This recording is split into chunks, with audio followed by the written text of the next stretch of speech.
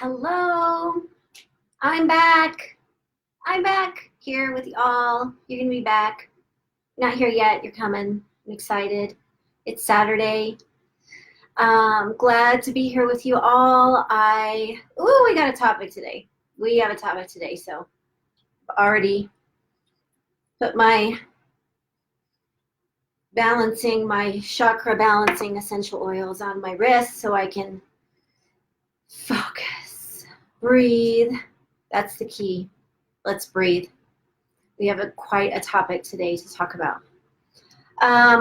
For those of you who are joining me for the first time, I'm Susanna. This is day 9, I want to say. I need to start writing that down of my 30-day Facebook Lives. Anyway, we're still at the beginning. We got quite a few left, so that's going to be fun. I am a narcissist recovery coach, helping one woman at a time get over her abusive ex for good, for always, forever. And so glad for all of you who have been watching all my lives, and really thankful that anybody's listening. I've shared this with everybody before. As a writer, this is still a little intimidating for me, especially because I'm not looking at any of you. Like, I wish I could look in your eyes and talk to you and also give you a hug. That'd be cool, like when you need one, or you give me a hug. But anyway, this is where we're at, and I'm all in, and this is still happening, even though I'm just kind of, looking at the green light there. But I know you're out there. So, hey, hello, everybody joining in. And for all of you new peeps, so happy that you decided to, take a chance and see what this is all about. So, all right, we've got quite a topic. I would love to hear, as we're going along today. Usually I say I'm going to do 30 minutes, but yeah, that's never happened thus far. It's always more than that. But, this is a safe space for everybody. No judgment allowed, no victim blaming here, none. I don't accept it on my page. I don't accept it in my life. It's not happening. So safe space here to, if you want to share your story in the comments, or you want to ask questions, I'm here for you. Snoopy, thank you, Sarah. I love Snoopy. Okay, I am talking today about how trauma changes us.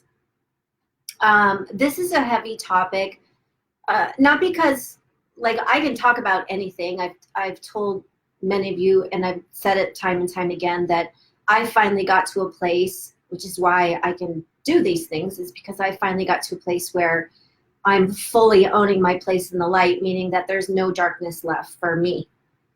I'm emotionally free. I'm emotionally detached. That does not mean that I don't feel anything, okay? There's a difference. It's kind of like people who use the word fearless. I don't like it. I don't like when people are like, oh, just be fearless, or I'm fearless, or no, you don't want to be fearless, because then you're going to be a sociopath, right? You're going to be a psychopath if you have no fears. Likewise, if you have no feelings about the past, you can't just shut it all down. So I'm not saying I don't feel anything. What I'm saying is that when you're emotionally free from what happened to you, no matter, of all the horrible things that have happened to you, when you have that emotional detachment, you can look back on it, you can see it, you can study it, you can even feel it a little bit. You're prepared for those triggers and flashbacks that come up, which, I'm the wrong person to ask if they ever go away. I don't know, because I'm 51. I still get a few, I don't even know if you'd call them triggers at this point, because it's not like I have an emotional, like in the past, something would happen, I would hear something, I would remember something, and it would knock me out for the day. Not kidding. Ask my oldest son, because he knows. Like, shit would happen and I'm done. You're just leave mama alone for the day, you know. So that doesn't happen anymore. That doesn't mean I still don't feel things. I was talking, I think yesterday, you know, when I was talking like about my father, that even though I've accepted certain things and I don't have illusions about him anymore and I don't have expectations for him anymore, such as he's going to change, he's never going to change, never, never, never, never. I accept that. That doesn't mean that there'll always be maybe like a little pocket of sadness in my soul that I carry. That's okay. I can handle it, you know. So what I'm saying is I feel stuff.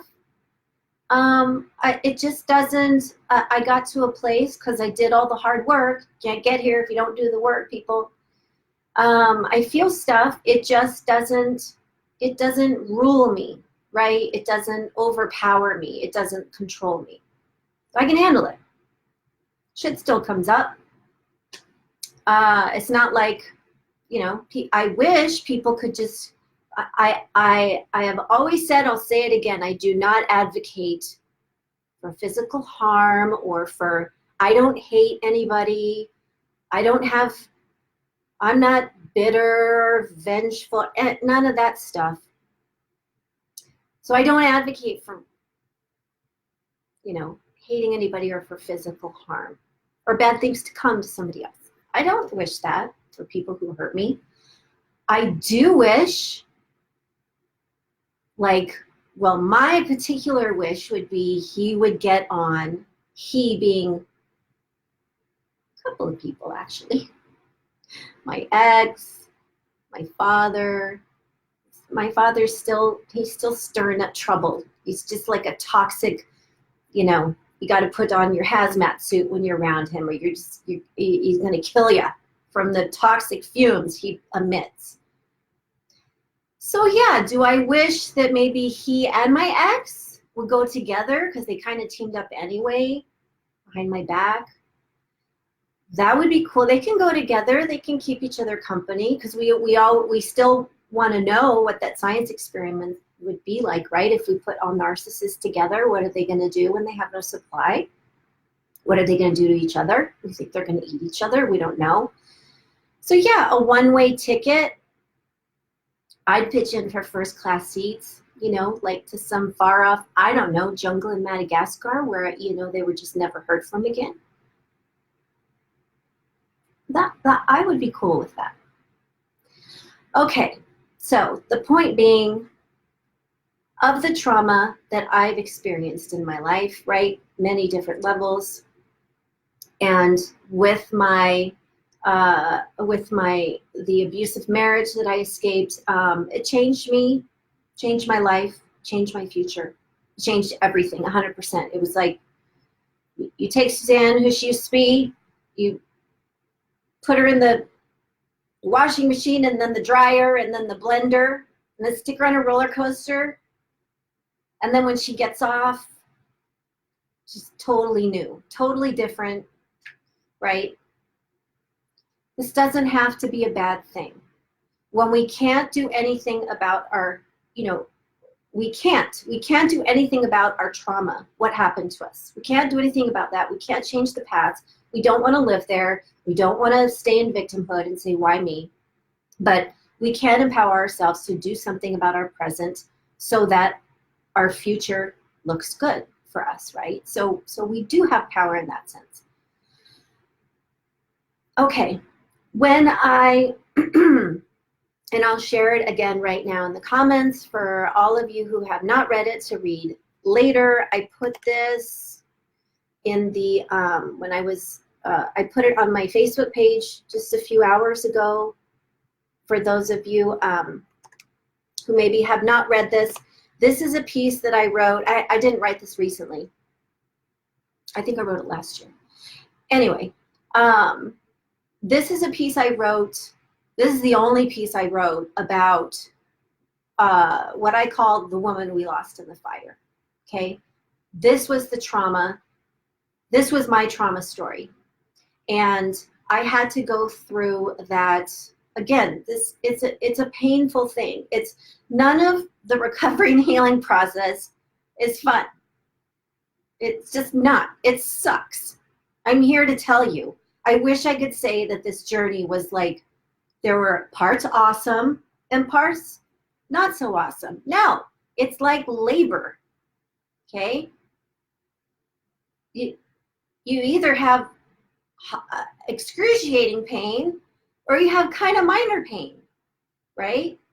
Something beautiful comes out of it, but the fact is that labor is not fun. It hurts, it's painful. Sometimes it is excruciating. It'll make you want to die, right? And the same is for recovery and healing.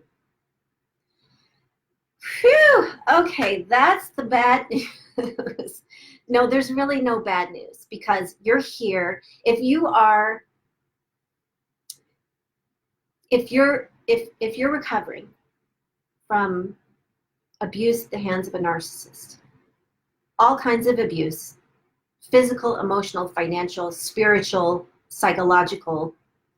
I personally believe that emotional, what's also called coercive control, where you're just immersed in the abuse to such a brainwashing level, to such a it's such emotional abuse is such a mind fuck that I think it has far more damaging and long-lasting effects.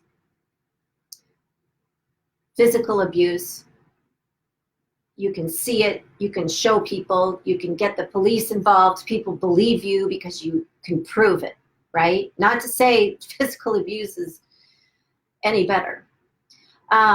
Okay, so hi everybody. So this trauma that we can do nothing about, right? Like it is what it is.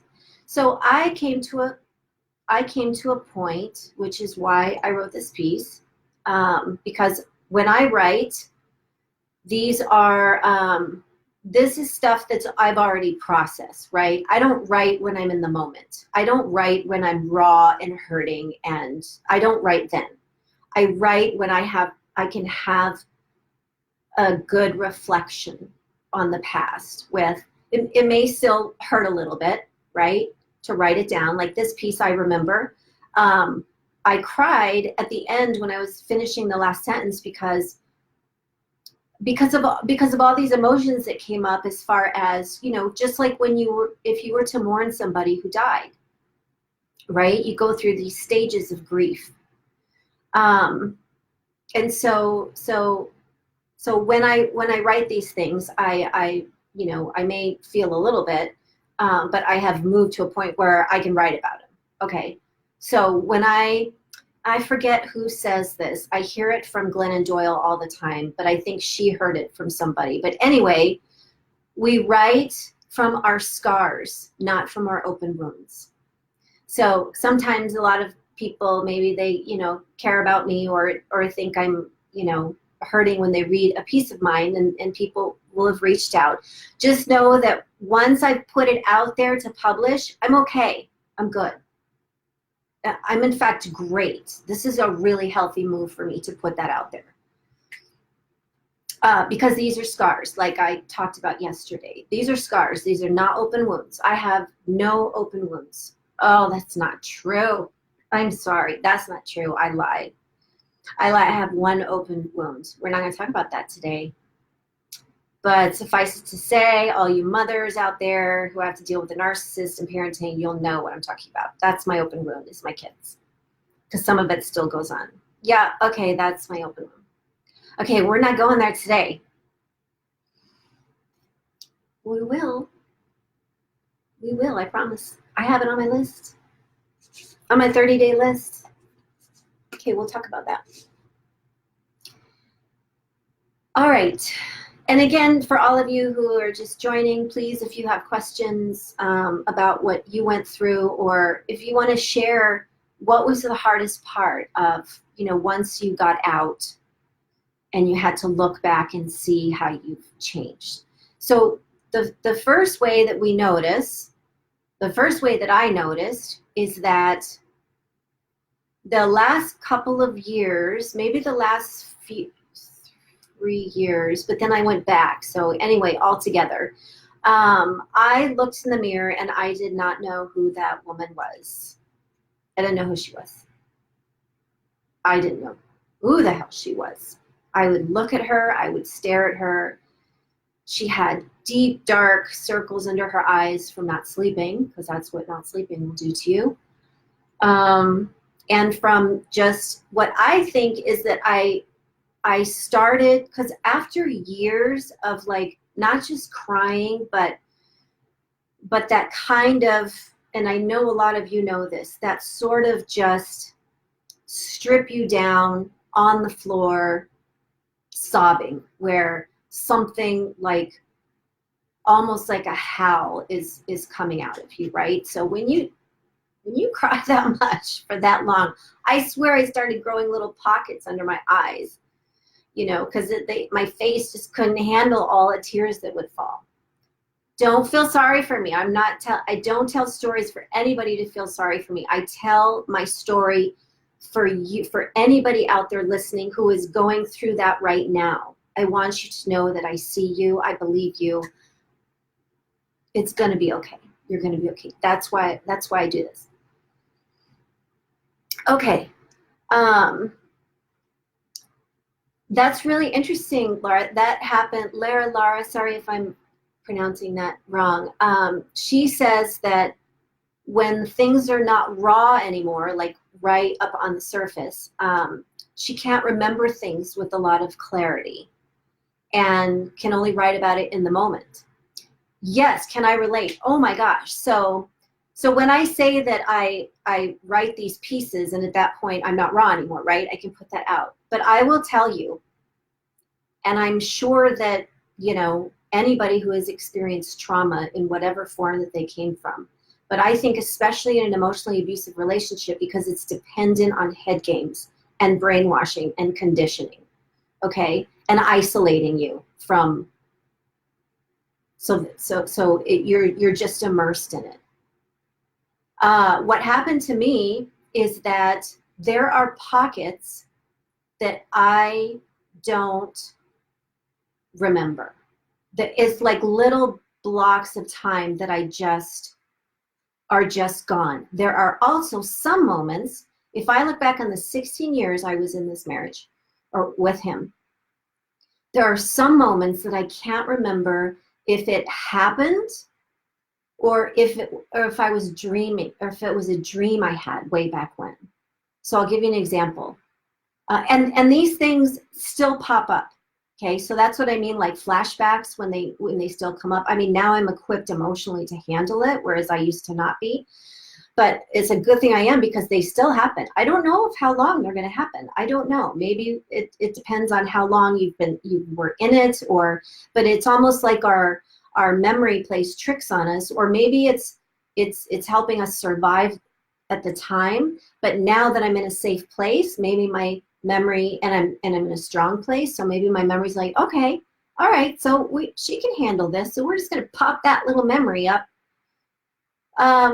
So an example of that is, and still to this day, people, still to this day, I don't remember if it was a dream or if this actually happened, okay? I've never written about this. I think I told my oldest son once, and may have told a friend or something like that, but I've never written about this because of that fact, because I don't know if it actually happened. I'm going to say this doesn't happen often. I have a very good memory, and I remember, 95% of what happened, but there are those blackouts that I don't remember. So there's a memory I have of, we were only a few years together, and there's a memory I have of being in a lot of pain because he had, or I thought I had found out that he had cheated. Just like a one night stand or something like that.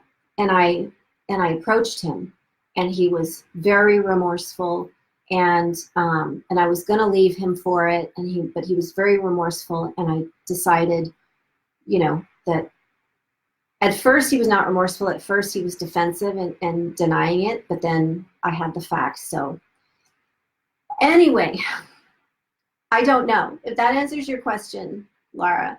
I don't know if that was, if that actually happened. The other times he cheated, I know what happened. Okay, so this is part of what trauma does. It just, oh my God, it's crazy. It's crazy that it's just, hey, by the way, spread the word. If there are any like psychologists out there or PhD students who need, you know, an experimental monkey, I'm your girl. I got stories to tell you, right? Because it's crazy. I look back and it's just crazy. So over the years, this is how the trauma changes you, and this is one of the things that I talk about in my piece. This is why I changed, and I will, over the course of that, like I was this person and I met him, I left him, and I was a different person. Obviously, still that same girl inside that I was long before any abuse, but I had fundamentally changed. And it's crazy how deep that change goes, okay? Because when I was in this marriage, you know, I was led to believe we were doing this thing together, right? We created our own businesses together. We created a family together. We built our house together. Everything was together over a long period of time. And while we're building these things together, we are planning for the future, right? So we're everything, whether it was with our kids, our businesses, our home, where we're going to, every single detail, every single day was with this plan, okay? So this isn't this isn't just a plan that you invest in when you marry somebody, like, you know, like, well, I'll try this, like, I'll go to college and try this major, but if it doesn't work out, I'll just try, you know, just change my major. It's not like that. You invest everything. You invest your whole entire being. So that's what I did. And then, so when everything came to a head at the end, and the catalyst for me leaving, the catalyst, and what I mean by that is that that's just the thing that actually, that's the straw that broke the camel's back. I don't even know what that means, but I'm going to say that. I'm going to stand behind that. That's what I mean. It's not like there were other problems that I should have left him for, but that was the catalyst, because I discovered his double life, which included being a pervert, but we already talked about that. Okay, so here's what happens. I had this life I was building because I made a promise. I was married to that conviction that we were going to do this together. We were going to build together, right? And we did. We were like attached, building in all aspects of our life. So when this happened, and any of you who have discovered the double life, I work with one woman who discovered that he was married. So this goes deep. I mean, narcissists are like, don't underestimate them. They do all sorts of shit that's going to knock you on your ass. I mean, for sure. So any of you out there who have had that horrible moment, like horrible moment of discovering that they're living a double life, my heart goes out to you, because that's just the worst possible thing you could do to a person. So when that happened, I didn't have a plan B, right? Because like when we get married, we're told, especially as women, and also when we're in the marriage, what do we say to women? Well, you just need to work harder, sweetie, right? You just need it, because marriage is hard work. You need to work harder. Well, I did that. I tried to work harder, right? That's why I stayed so long, because I didn't want to break up the family. I didn't want to have a broken family. Okay, fuck that. Our family was so broken. So what I did is I left and now I put my family back together again. Okay? Just like Humpty Dumpty. I didn't have a plan B. So when you spend that long of time with somebody and you have a plan A only with this one person, and then they steal that life from you without your consent, because when you discover someone has a double life, that they are not who they said they were, they are not, everything about them is not who you loved, is not who you trusted, is not, no. You find out they're a different person and that this was all a charade and an illusion. Okay? And you don't have a plan B, because why would you? Like, who goes through a marriage and plan B? You wouldn't even, we made vows. I took them seriously. So when that moment came, and this is what I talk about in the piece that I wrote, when that moment came, and it wasn't like a big aha moment or anything else, but it was just that. I felt like, here I'm in my home, in my plan A, with my kids and businesses and husband, and everything's in plan A, right? We're going toward a future together like this, with our families like this, and we're going together. And so what happened is that it felt like I was woken up in the middle of the night because there was a fire, and this fire had started, like the smoke had been creeping for years, right? I just didn't smell it until the fire erupts, and I have to run out of my house, grab my kids' hands, and basically just stand there. I'm not being dramatic in any way. This is what it felt like to me. And then I had to stand there, stripped bare with just my kids, and watch my life burn to the ground.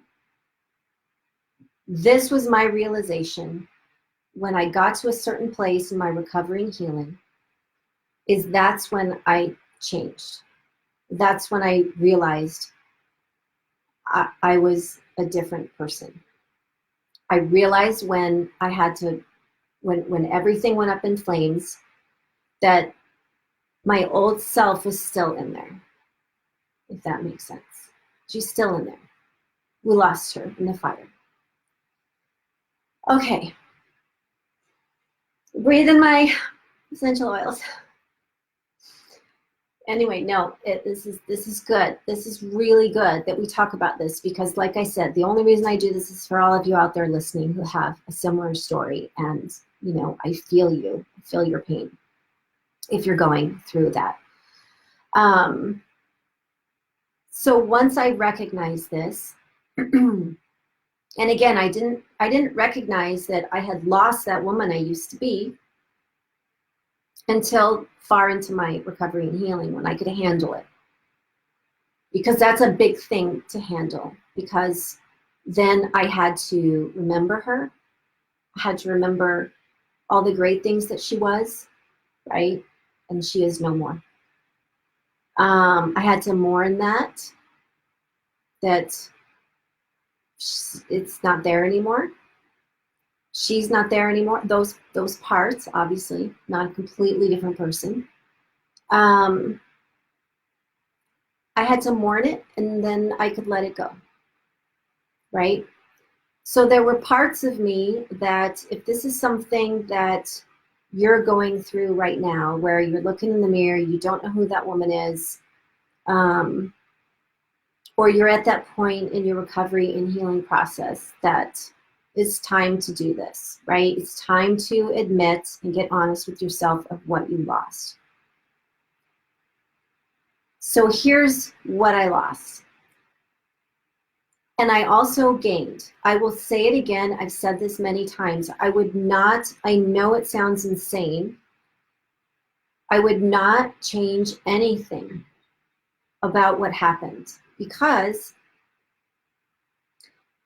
because this is exactly what made me who I am today. I would not be the woman I am today without those experiences. Yes, they were horrible experiences. Yes, they were traumatic.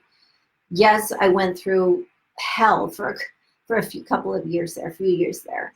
But I still wouldn't change anything because of how incredibly strong I am today and free. Like I've never known this freedom my entire life. Never, because I've always been with abusive men, starting with my father. So I wouldn't change anything, but I had to face facts, like, um, I think it's my close high school friends that I got back in touch with that probably noticed the most, right? Because they knew me before. They knew the girl in high school who was super fun, always up for a good time, always in search of a reason to giggle and to drink. Um, so yeah, how much I changed. For example, little things like one of the things that I noticed with after going through this trauma, and I'm slowly getting, I'm getting much better back to myself. Like if I couldn't have done this 3 years ago, I couldn't even talk to you really if you were in my house, because I had zero sense of humor at the time. I couldn't laugh at anything, let alone myself. I was just basically on the verge of tears all the time because there was still stuff going on that I was dealing with, along with my physical health that had suffered, which is going to be another topic, is how emotional, how all of this affects you physically. Even if you've never been physically abused, this still affects you physically. Um, so, so these are things that changed with me, and it was really hard. It was hard because, going back and remembering, like when I first, especially became a mother to my two younger boys, because I'd already had my oldest when I went into this marriage. And I was such a great mother. I was a really good mother. Just because I still had sort of a naive outlook that I was still very much childlike. And so, and again, I go back to, I believe everybody was inherently good. Life's good. I had a little bit of Pollyanna thing going on, right? And so that made me a great mom because I laughed with my kids. I had so much fun with my kids. It was my top priority in my life. Like I wasn't anything if I wasn't a good mother. That meant the most to me. So as the years went on and I didn't know what was happening, because when you're a victim of emotional abuse, oftentimes you don't realize it until you've escaped. Like in my case, had no clue. But I knew things were wrong with me because, if my kids like surprised me, like, jumped out of the whatever, or try, anything. I was so on edge all the time, constantly. I couldn't take a joke. I was just living in this very anxious place of darkness. I don't know how else to describe it. And so I couldn't relax. I was sick all the time. Like I can't even underestimate how physically sick I was the last couple of years. And the funny thing is that at the same time, I was a professional dancer and I was a holistic health coach with my own private practice. Crazy. And I was sick every day. Like I would get stomach aches every single day. I would have panic attacks. I had no idea why. I went to hospitals. I went to doctor after doctor after doctor asking what the hell's going on with me. Everything that I ate upset my stomach. I was afraid to go anywhere, like a movie or a play or something like that I would, I always wanted to make sure I knew where the bathroom was in case I started to feel nauseous. I was really sick. So what that did was it exhausted me, it depleted me, right? And so that stripped me of all that I was before. It stripped me of my joy. It stripped me of my innocence. It stripped me of, it's like when you find out that Santa Claus doesn't exist, or at least in my case. I don't mean to make light of it. It's, of course, harder than that. But so that's how it changed me. When I came out of it, there were a couple years there, and there were a couple of my high school friends that I got together with when I first started venturing out socially. And when I mean venturing out socially, I mean like I went out probably once every 5 or 6 months, right? Because I was homebound. And what they saw and what I knew I was I was really quiet. I didn't know how to laugh. I didn't know how to relax. I just didn't know. I was so wound up and so tense. And by that time I had been diagnosed with PTSD and anxiety. Oy, yes. So I'm sure my friends were like, I don't know who that girl is, but that's not Suzanne from high school. So the good news of, I don't really want to look at it like good news and bad news because, it is what it is. This happened to me. Can't change it. The empowering part of it for me and why I wouldn't change anything is, is because of where I got to after processing all this, after realizing, yes, I had changed. You can't help but change because when you have all these balloons that you're carrying around of your illusions when you're with a narcissist. That's the best way I can describe it, right? So you have all these balloons. One of the balloons I carried was that he would never hurt me. One of the balloons I carried was that he was inherently good. He just made mistakes, right? So those are the balloons that I'm carrying. Another balloon was he would never cheat on me, right? Another balloon was that he had integrity and character, and all of those popped, right? I didn't pop them, they popped. And so when that happens, you are forever changed, right? Because, and I also want to say that I've seen, and I completely understand this. I didn't happen to do this for whatever reason, but I do understand when I see women who this trauma, that the trauma is so painful that then you go to the other extreme, right? So you go to the other extreme, you say, well, I'm never going to trust again because I trusted him and he broke that trust, so I'm never going to trust again, right? Or I'm never going to get in a relationship again because he cheated on me and I never want to be cheated on again. So that's the other extreme, which is no better, right? It's no better because you're still living in this horrible, dark place of no hope and no joy. These changes, of who I was, who I used to be, who I am today. I'm just reading the comments. Yes, like Sunny says, I was in, when I was in it, that protection of just, which is why I was like, I would like, for no reason, I would just lash out at my kids, like if they bothered me. I had no capacity to, I don't know what happened to me. I did not recognize the person I was, right? I'd get angry a lot. I was short-tempered. And then I would, break down, and it was just, I was a mess. I was an emotional mess.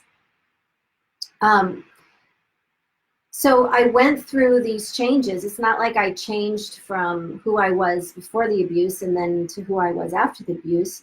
I changed also during it, right? So I was this woman, and then I changed into this other woman who I did not recognize, the one who didn't feel joy anymore, who couldn't take a joke, who couldn't, who was just, there was no life in that party, none. Nobody wanted her at a party. And then moving into my first couple years of recovery and healing, of course, I had the added bonus of being stalked and cyber stalked and followed, and you name it, I was. So I had, even while a couple years after, and like during my divorce, even though I was living 3 states away from what caused me all that pain, it was still being inflicted on me during my recovery and healing process. So that was super fun. So that changed me, right? That's when I went into homebound mode, where I was, and that's going to be a topic too, is stalking, and cyber stalking, because man, narcissists love to do that. They love to do that.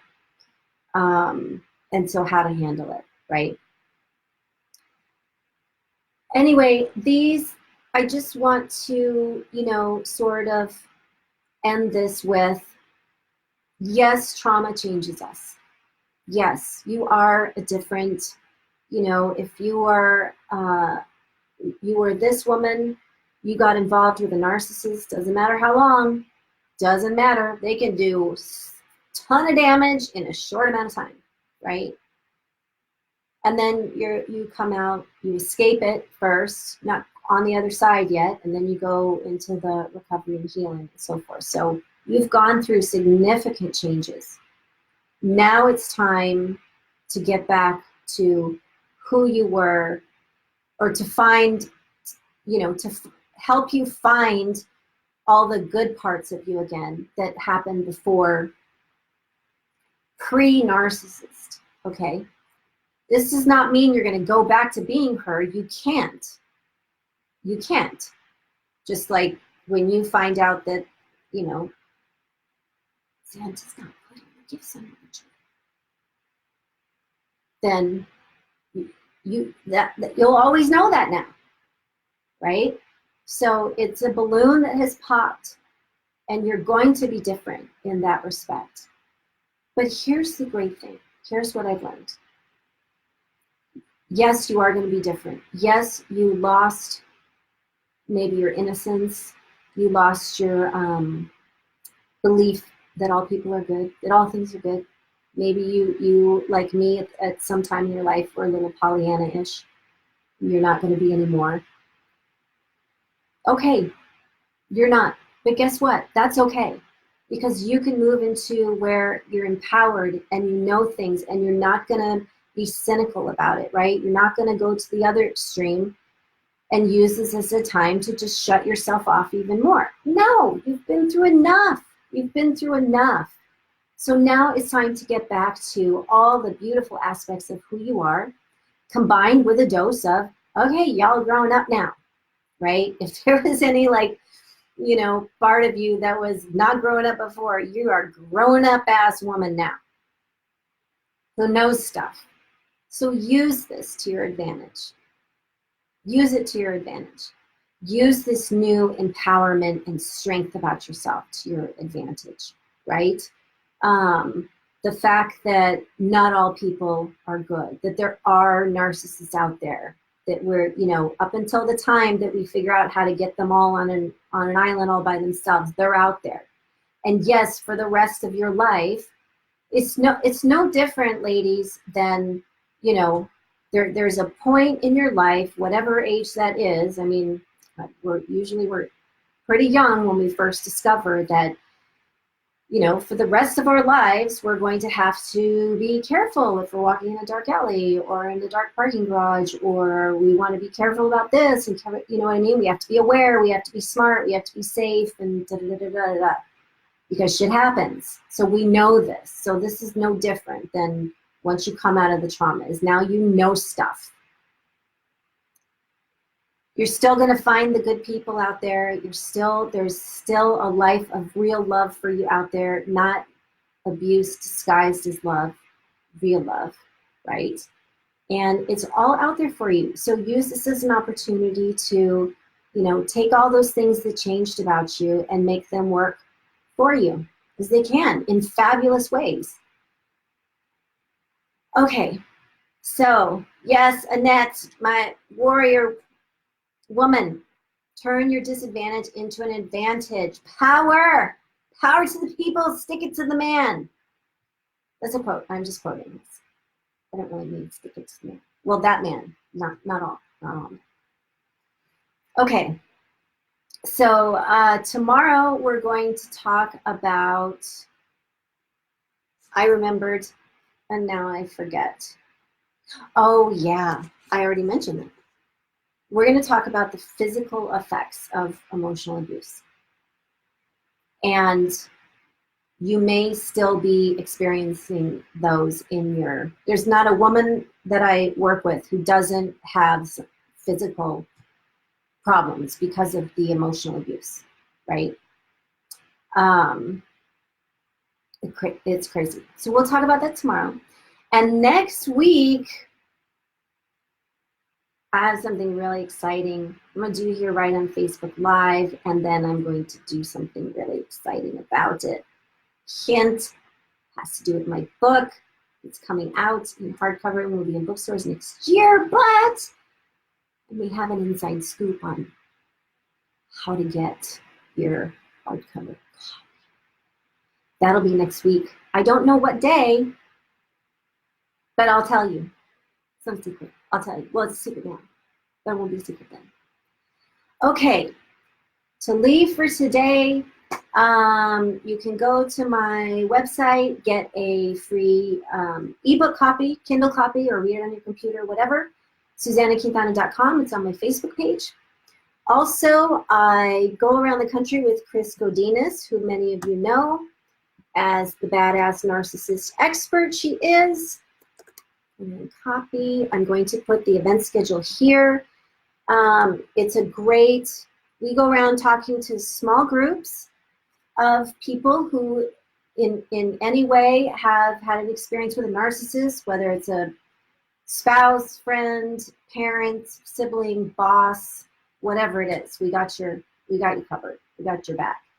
We're going to be in Reno on September 14th.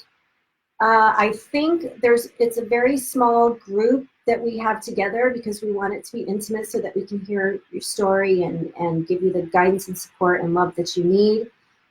So please, if you're anywhere near Reno and you want to come, get your ticket now before because the last couple events have sold out. Because again, it's a small, super small, fun group. I tell you, where we meet, for a couple of hours and, laugh, cry, talk about all things narcissist, and it's just great. It's super great. And everybody there is great, right? Because this is a community of, we all know. We all got the stories. Okay, so go to the Eventbrite to see where we're going to be in the, if you can make it to Reno, get your tickets now, or in the future, if we're going to be near you somewhere. We're going to be on a cruise in December, so that's going to be fun because I'm all for drinking being involved. That's super fun. Okay. The other thing, oh yes, I'm going to put copy. If you want to have you can have a complimentary call with me. Let's get on the phone. I want to hear about what you're going through. Sometimes it just really helps to talk with somebody who's been there, right? Because you have well-meaning people around you, well-meaning friends and stuff, but if they've never experienced, personally, anything, a relationship with a narcissist, they just don't know. And it's hard for them to understand, right? That's why you hear from a lot of people who don't know, like, well, I just think you should move on, or, or even friends that are well-meaning, they're like, oh, you don't need him. Don't take his shit. Just move on. Why don't you go date and I'll set you up? No, all of that, no. So sometimes it's just great to talk to somebody who's been there. That always feels good. It's Saturday, so I opened up, I think through Thursday next week. a couple more times on my schedule. There's only a few available, so so I recommend you do that sooner rather than later. Okay, we've done it again, people. We made it through. I had my essential oils to help me out. We did this. We talked about it. Everything's going to be okay. I just want to end, as I always do, to those of you who are still in the darkness today or still have one foot in it as you're trying to recover. I'm just sending you lots of hope and strength and love today, because I know that you're not feeling much of any of that when you're in the darkness. So, and I just want to let you all know, that you're not alone. Not alone. I'm here. We're all here. Look at all the people there in the comments. And if you're not a friend of mine on Facebook, send me a friend request so that you can. I mean, my page is public anyway, but you can just, see. I have a great community of women that are on my page. Just some real badass survivors who've made it and are now also, throwing out life preservers to those of you who are drowning. Okay, onward. Enjoy the rest of your Saturday. And I will see you tomorrow on Sunday, T-shirt day for me. Silly. Okay. Okay. Ciao, ciao to all of you, and enjoy your weekend. And we'll talk tomorrow. Hopefully you can see me tomorrow. Okay.